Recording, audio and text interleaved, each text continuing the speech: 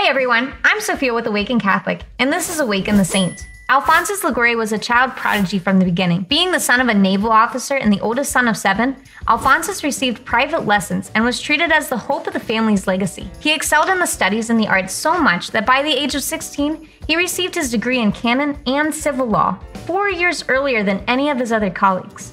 Alphonsus developed a pious, faithful lifestyle from his father's example. He also carried on the free and strong will, which most of the time proved to be for the better, seeing that he became one of the leading lawyers of Naples by the age of 21. Being the young prodigy in the field of law came with an unchecked ego in the first number of years for young Alphonsus. He began to focus more on his studies and less on his prayer life, growing in the world and forgetting about his God-given talents. But God didn't forget.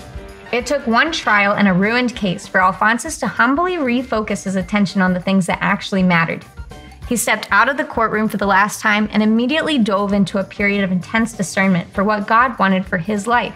It took a visit to a hospital of the incurables for Alphonsus to realize his call was to religious life. He began his studies and was then ordained in 1726, where he set to work preaching the gospel to Naples and those who were shunned by society. Alphonsus came to found Ligorians, or Redemptorist order, first for sisters and then for brothers. His years preaching law would come in handy shortly after, as the government who opposed religion at all costs tried to disband the Redemptorists.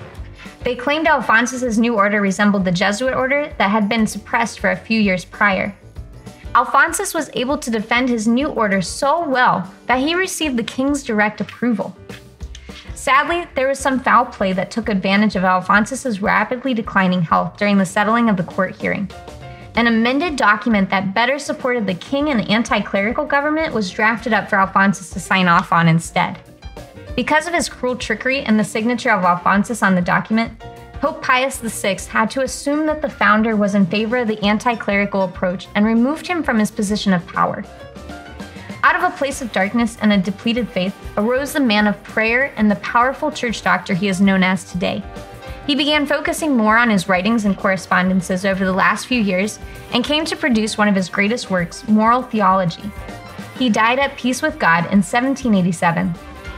Sometimes our pride can stand in the way of what God is inviting us to, and sometimes we have to face the lowest of lows before we can step back and see where He is calling us.